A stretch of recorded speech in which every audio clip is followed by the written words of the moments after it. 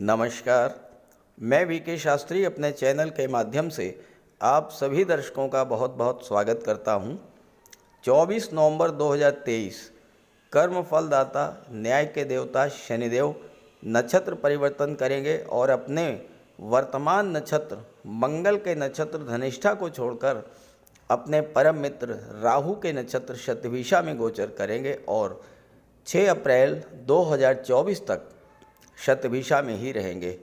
यानी लगभग 4.5 माह तक शनि का गोचर शतभिषा में होगा। शतभिषा का अर्थ होता है 100 औषधियाँ 100 चिकित्सक, यानी 100 डॉक्टर्स 100 मेडिसिन्स।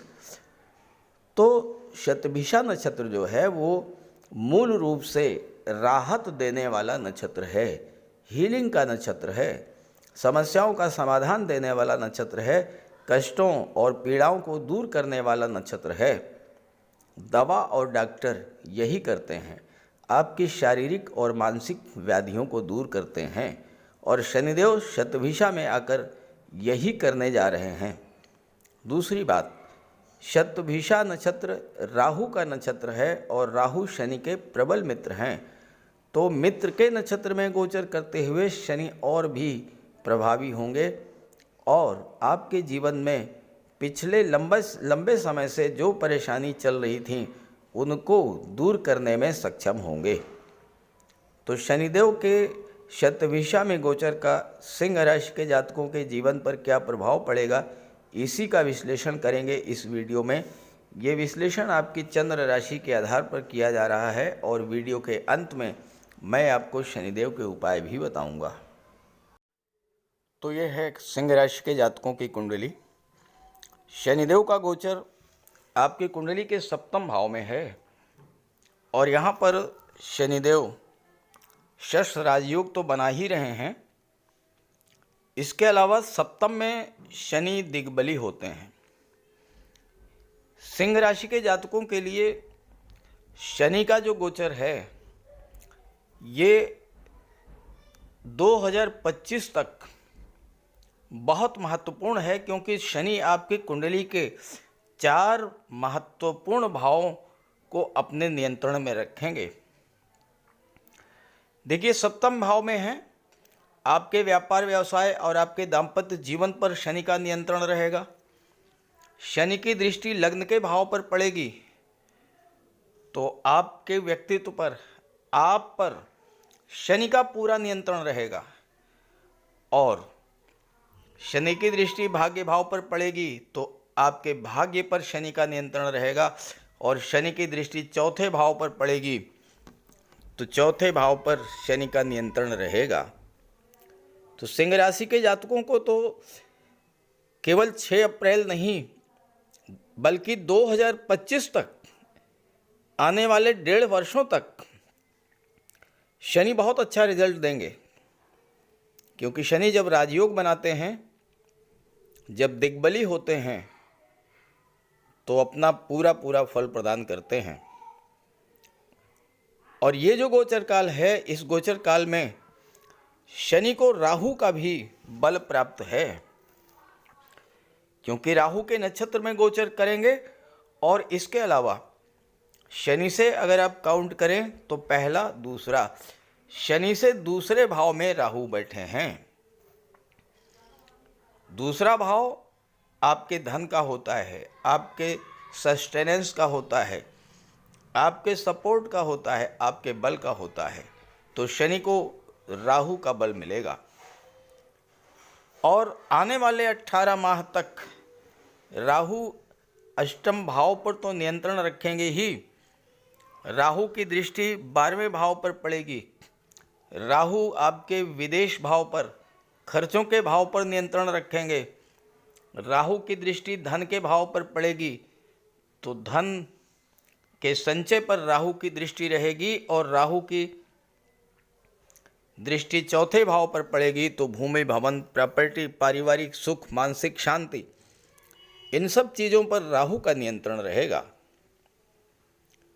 और आने वाले 18 माह शनि और राहु, यही 2 ऐसे ग्रह हैं जो ना तो राशि परिवर्तन करेंगे और ना ही पीड़ित अवस्था में आएंगे। तो ऐसे में इन दोनों ही ग्रहों का संयुक्त प्रभाव बहुत महत्वपूर्ण रहेगा आपके लिए। अभी तक क्या स्थिति थी कि शनि का गोचर धनिष्ठा नक्षत्र में था, मंगल के नक्षत्र में। शनि और मंगल का शत्रुवत संबंध है, तो मंगल के नक्षत्र में शनि पीड़ित हुए। शनि के पीड़ित होने का प्रभाव ये पड़ा कि आपको भी पीड़ा मिली। लग्न भाव पर जब दृष्टि पड़ी तो आपके स्वास्थ्य में समस्याएं आईं। जोड़ों का दर्द, घुटनों का दर्द, पिंडलियों का दर्द, आर्थराइटिस, काम में मन ना लगना, आलस्य, थकान, ये सब आपको झेलना पड़ा। सप्तम भाव में पीड़ित हुए तो व्यापार व्यवसाय में मंदी आई, पारिवारिक जीवन में तनाव। भाग्य भाव पर दृष्टि पड़ी तो भाग्य का भी साथ नहीं मिला और बिना किसी वजह के गुरु और पिता से संबंध भी खराब हुए। और शनि की दृष्टि चौथे भाव पर जब पड़ी, चूंकि शनि पीड़ित थे, किसी तरह का कोई प्रॉपर्टी का सौदा अगर आपने किया या प्रॉपर्टी खरीदी होगी तो उसमें किसी न किसी तरह की या तो कोई विवाद उत्पन्न हुआ होगा या फिर आपने कोई निर्माण कार्य शुरू किया, वो कार्य पूरा नहीं हो पाया होगा, कार्य आपका अधूरा रह गया होगा। लेकिन 24 नवंबर के बाद स्थितियां बदल चुकी हैं।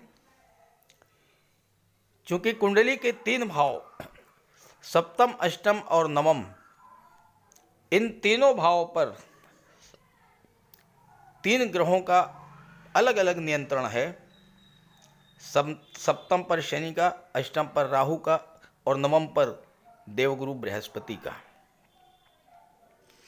इसका प्रभाव ये होगा कि चूंकि राहु के नक्षत्र में हैं, राहु की दृष्टि धन के भाव पर है, राहु की दृष्टि विदेश के भाव पर है और शनि को राहु का बल प्राप्त है, तो इस समय आपको अपने व्यापार व्यवसाय से धन की प्राप्ति होगी, विदेश से धन की प्राप्ति होगी और उस धन का प्रयोग आप भूमि, भवन और प्रॉपर्टी बनाने में करेंगे। क्योंकि शनि की दृष्टि चौथे भाव पर, राहु की दृष्टि चौथे भाव पर, और जब 2 ग्रहों की दृष्टि किसी एक भाव पर पड़ती है उस भाव के सभी फल प्राप्त होते हैं। गुरु भाग्य के भाव में गोचर कर रहे हैं। अभी तक शनि भी पीड़ित थे, गुरु राहु का चांडाल दोष भी बना था, इस वजह से भाग्य आपका साथ नहीं दे रहा था और भाग्य का साथ ना मिलने से आपके कार्य अधूरे रह जा रहे थे। बहुत से कार्य आपने ऐसे जो कि शुरू किए होंगे वो कार्य पूरे नहीं हो पाए, समाप्ति तक नहीं पहुँचे, अधूरे रह गए। उन कार्यों को गति मिलेगी और आपके वो सभी कार्य पूरे होंगे। यहाँ पर राहु का बहुत विशेष योगदान रहेगा आपके जीवन में धन प्राप्ति की दृष्टि से। 8वें भाव में बैठे हैं राहु। 8वां भाव गुप्त रहस्यों का, गुप्त विद्याओं का, गुप्त धन का होता है। अचानक से ऐसा धन आपको प्राप्त होगा जिसके लिए आपने कोई परिश्रम नहीं किया होगा और आपने जिस कार्य के लिए परिश्रम किया है उस कार्य से भी अच्छा खासा पैसा आपको राहु देने जा रहे हैं, क्योंकि दूसरे भाव पर शनि और राहु दोनों की दृष्टि है। कुंडली का जो अष्टम भाव होता है ये रिसर्च का होता है, गुप्त विद्याओं का होता है, अत्यंत रहस्यमयी भाव है। और अष्टम भाव में राहु बैठे हैं। राहु सीक्रेसी के कारक होते हैं, गोपनीयता के कारक होते हैं और अष्टम में बैठे हैं। क्या करना है आपको? जो भी कार्य आप शुरू करना चाहते हैं पूरी सफलता आपको मिलेगी। तो इन 4.5 महीनों में आपको क्या करना चाहिए जिससे कि आप शनि और राहु के गोचर का पूरा लाभ ले सकें। देखिए, पहली बात तो यह है कि राहु विदेश के कारक होते हैं, विदेश के भाव पर दृष्टि डाल रहे हैं, तो इस समय आपको सफलता विदेश में मिलेगी। राहु के द्वारा जो सफलता आपको मिलनी है वो विदेश में मिलेगी, यानी अपनी मातृभूमि से दूर जाकर के मिलेगी। चूंकि राहु की दृष्टि चौथे भाव पर भी है और विदेश के भाव पर भी है, आप इस समय विदेश में किसी तरह का कोई निर्माण कराना चाहते हैं, कोई प्रॉपर्टी खरीदना चाहते हैं, कोई प्लाट खरीदना चाहते हैं, उसके लिए भी अत्यंत अनुकूल समय रहेगा। लेकिन ध्यान ये रहे, राहु असीम विस्तार के कारक होते हैं, राहु की कोई लिमिट नहीं है। और इसी के साथ साथ राहु सीक्रेसी के भी कारक होते हैं और अष्टम भाव में बैठे हैं, जो कि गुप्त रहस्यों का होता है। तो ध्यान रहे, आपके मन में क्या चल रहा है, आपकी क्या प्लानिंग है, अपने कार्य क्षेत्र का विस्तार आप किस तरह से करने जा रहे हैं, इसकी जानकारी किसी को भी नहीं होनी चाहिए। ये जानकारी आप किसी को शेयर मत कीजिए, अपने मन की बात किसी को शेयर मत कीजिए। राहु तो आपको असीमित धन, असीमित सुख सुविधाएं, असीमित मान सम्मान सब कुछ देंगे आपको। बस शर्त यही है कि कार्य क्षेत्र का विस्तार करें, लेकिन गोपनीयता रखते हुए। और दूसरी बात, राहु टेक्नोलॉजी के कारक होते हैं। आप अपने कार्य व्यवसाय में जितना अधिक ऑनलाइन टेक्नोलॉजी का प्रयोग करेंगे, जितना अधिक ऑनलाइन प्लेटफॉर्म से जुड़ेंगे, संचार माध्यमों का जितना अधिक प्रयोग करेंगे, उतना ही अधिक आपको इस गोचर काल में लाभ होगा। अचानक से धन की प्राप्ति हो जाएगी, अचानक से आपको कोई प्लाट मिल जाएगा, अचानक से आप कोई प्रॉपर्टी खरीद लेंगे, अचानक से आपके मन में भवन निर्माण की इच्छा जागृत होगी और आप भवन निर्माण कराएंगे। राहु एक ऐसे ग्रह हैं जो जिस भाव पर दृष्टि डालते हैं उस भाव के प्रति आपका आकर्षण, आपका लगाव हद से ज़्यादा बढ़ जाता है। चूंकि राहु एक्सट्रीम के कारक होते हैं, तो धन भाव पर दृष्टि, चौथे भाव पर दृष्टि, तो धन के प्रति आपका लगाव बढ़ेगा, प्रॉपर्टी के प्रति आपका लगाव बढ़ेगा और आप ये सब चीज़ें प्राप्त भी कर लेंगे अगर आपकी जन्म कुंडली में शनि और राहु मजबूत स्थिति में हुए। बात शनि की हो रही है, लेकिन मैं चर्चा राहु की कर रहा हूँ। क्यों कर रहा हूँ? इसलिए कि शनि का गोचर राहु के नक्षत्र में है और शनि आपको जो कुछ देंगे वो राहु के माध्यम से ही देंगे। और गुरु इस समय आपके भाग्य भाव में गोचर कर रहे हैं। गुरु वक्री हैं, 31 दिसंबर तक गुरु वक्री रहेंगे, उसके बाद मार्गी हो जाएंगे। गुरु जब वक्री हैं तो अष्टम का भी फल देंगे, एक भाव पीछे का भी फल देंगे। और अष्टम भाव में गुरु का जब भी प्रभाव होता है तो उसका सीधा सा प्रभाव यही होता है कि आपके ऊपर ईश्वरी कृपा की बरसात होती रहेगी। कैसी भी विषम परिस्थिति हो, कितना भी बड़ा संकट आए, आपका कोई नुकसान नहीं होगा। देवगुरु आपकी रक्षा करेंगे, आप पर ईश्वरी कृपा की बरसात करेंगे। लेकिन कब? जब आप अपने आप को नवम भाव की चीज़ों से जोड़ लीजिएगा। नवम भाव में गुरु बैठे हैं, भाग्य को मजबूत करना है, भाग्य का सपोर्ट लेना है। धार्मिक यात्राओं पर जाइए, घर में कोई धार्मिक आयोजन कीजिए, पूजा पाठ में, धर्म में, अध्यात्म में, ईश्वर में मन लगाइए, भाग्य चमक जाएगा। भूल करके भी अपने पिता, अपने गुरु से संबंध खराब मत कीजिएगा, वृद्धजनों का सम्मान कीजिएगा। आप देखिए भाग्य चमक जाएगा।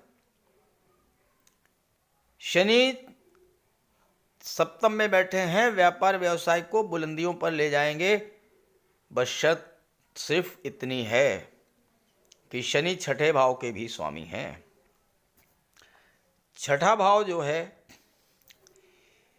ये नौकरी का, कंपटीशन का तो होता ही है। छठा भाव उन जातकों को भी, उन व्यक्तियों को भी शो करता है जो हमारे एम्प्लॉइज़ हैं, जो हमारे वर्कर हैं, चाहे वो हमारी ऑफिस में हों, चाहे हमारे फैक्ट्री में हों, चाहे वो हमारे घर पर कार्य करते हैं, तो शनि उनको रिप्रेजेंट करते हैं। शनि का पूरा पूरा लाभ आपको लेना है, तो जो आपके अधीनस्थ कार्य कर रहे हैं उनके ऊपर विशेष कृपा, करुणा की भावना रखिए, उनकी हेल्प करते रहिए, गरीबों की, असहायों की, दिव्यांगों की मदद करते रहिए। लग्न पर दृष्टि डाल रहे हैं, आपका व्यक्तित्व शनि जैसा होना चाहिए, कर्मठ, कर्म में निष्ठा होनी चाहिए आपकी, आलस्य बिल्कुल नहीं होना चाहिए और अपने कार्य आपको पूरी ईमानदारी से करना है। क्योंकि शनि को आलस्य, झूठ, छल, कपट, फरेब ये सब बिल्कुल पसंद नहीं है। इन चीज़ों से दूर रहिए। शनि आपके व्यापार व्यवसाय को, आपके नौकरी में हर तरफ से सहायक होंगे। इच्छाएं आपकी पूरी होंगी, भूमि भवन प्रॉपर्टी की, धन की इच्छा, विदेश जाने की इच्छा, ये सभी पूरे होने जा रही हैं इस गोचर काल में। तो इस गोचर काल का पूरा पूरा लाभ उठाइए और साथ ही शनि के उपाय जो मैं आपको बताने जा रहा हूँ वो उपाय भी कीजिएगा। देखिए आपको कितना अच्छा रिजल्ट मिलेगा।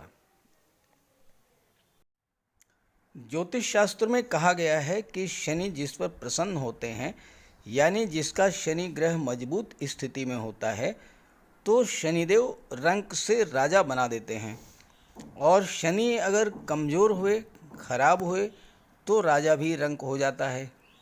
शनि के मजबूत होने से लोहा, मशीनरी, कारखाने से जुड़े व्यापार में तरक्की होती है, कोर्ट केस में विजय मिलती है, कार्यों में सफलता प्राप्त होती है, सांसारिक समस्याओं से मुक्ति मिलती है।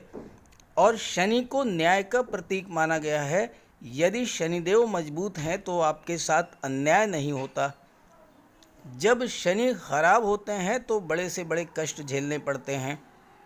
तो बात करते हैं शनि के उपायों के बारे में। ऐसा कोई भी कार्य ना करें जो कि शनि को पसंद नहीं है। शनिदेव को इलीगल कार्य पसंद नहीं है। झूठ, फरेब, छल, कपट, धोखाधड़ी, बेईमानी ये सब शनिदेव को पसंद नहीं है। शनिदेव को परिश्रम, अनुशासन और व्यवस्था पसंद है, तो ऐसे कार्य कीजिए। गरीबों की मदद कीजिए, बुज़ुर्गों, दिव्यांगों को भोजन दीजिए, वस्त्र का दान कीजिए, किसी ओल्ड एज होम में जाकर के, किसी अनाथालय में जाकर के दान पुण्य का कार्य कीजिए, तो इससे शनि को बल मिलेगा। अगर आपका शनि कमज़ोर है तो आपको कम से कम 19 शनिवार व्रत रखना चाहिए, और इसके साथ साथ शनिवार के दिन एक कटोरी में सरसों का तेल लेकर उसमें अपना चेहरा देखिए और उस तेल को किसी को दान कर दीजिए। इसके अलावा शनिवार के दिन एक पात्र में जल, दूध, चीनी, काला तिल और गंगा जल ये रख लीजिए। इसके बाद पश्चिम दिशा की ओर मुँह करके पीपल के वृक्ष को अर्पित कर दें। इससे भी शनि को बल मिलता है। शनिवार के दिन उड़द से बनी पंजीरी, पकौड़ी, चीला, बड़ा ये सब खाना चाहिए। सरसों के तेल में बने भोज्य पदार्थ ग्रहण करना चाहिए। इससे शनि ग्रह को ताकत मिलती है। केले का भी आप सेवन कर सकते हैं। और शनिवार के दिन कंबल, जूता, चप्पल, लोहा, काले कपड़े और नारियल जटा वाला ये भी आप दान कर सकते हैं। सरसों का तेल का दान कर सकते हैं।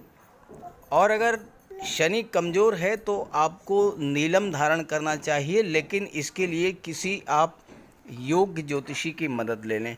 तो ये सब उपाय आप करेंगे तो आपको बहुत बड़ा लाभ मिलेगा। नमस्कार।